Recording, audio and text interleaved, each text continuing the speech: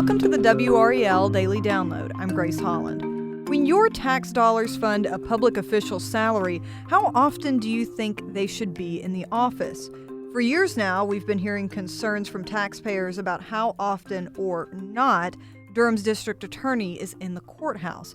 WRAL Investigates reporter Sarah Krueger joins me now to share what she found. Sarah, thanks for being here. Yeah, of course. So you've been trying to get these details since 2022. What was the process like trying to get DA Satana DeBerry's attendance record? A very, very long one. So this was a years-long process. The WRAL Investigates producer, he first started asking for these records in 2022, July 2022. He never heard anything. So in 2024, I renewed the request, and I faced a lot of resistance, a lot of hurdles. I kept getting passed around from the sheriff's office to the county. The county even at one point told me they don't have those records, and they just closed out my public records request. So it took a fight to get these. And finally, it was the newly appointed Durham County manager who came through. I pointed out to her that public records law requires providing the records as promptly as possible. And that same day, I got them. So that was in October of 2024, more than 2 years after our initial request. And how has her attendance been from year to year?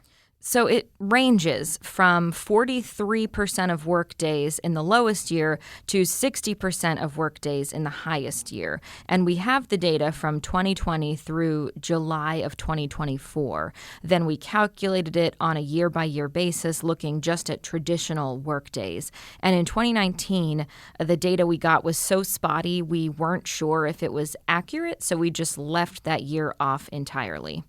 Okay. And how does that data compare to other district attorneys in our area? So we requested the data also from Wake County's DA and for the DA for Chatham and Orange counties and for Cumberland County. And Cumberland County, they still actually have not gotten back to me with the data. We've been waiting on it for months, and I've been checking in consistently, but still have not gotten it. So for Wake County, Lauren Freeman, she was in the office anywhere from 78% of work days to 91% of work days, so much higher than DeBerry's.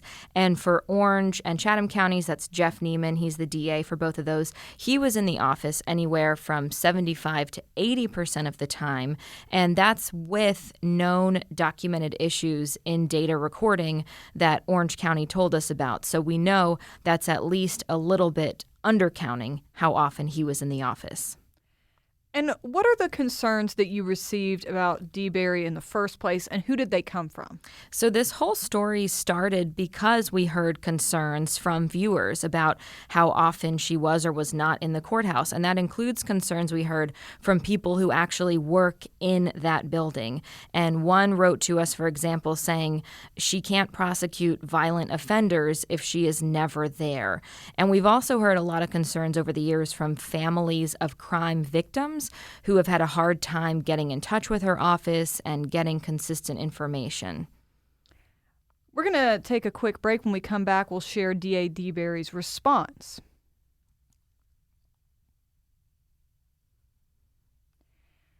Sarah, before the break, you were breaking down these attendance records that you were able to get and the concerns that you got specifically about District Attorney DeBerry.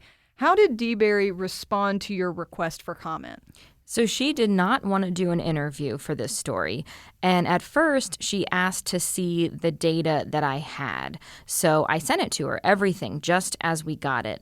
And she wrote back to me by email with a long statement. And part of that statement said that because the data came from the county and not from her, it was not reliable. So I followed up to her and asked her to provide me her data.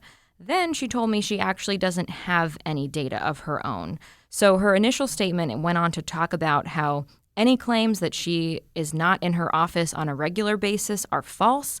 She said she's accessible to the community at all times and claimed that her work hours are effectively 24/7. And you also spoke with Jeff Welty, that's an attorney and professor at UNC with a focus on criminal law. and prosecutors. What insight did he share with you? So he said, there's no playbook on how to be a district attorney. There's no one way to do things. They all do things a little bit differently. He did say, though, that there is a state statute that says being a district attorney is a full-time job. Plus, he said the taxpayers deserve a full-time effort.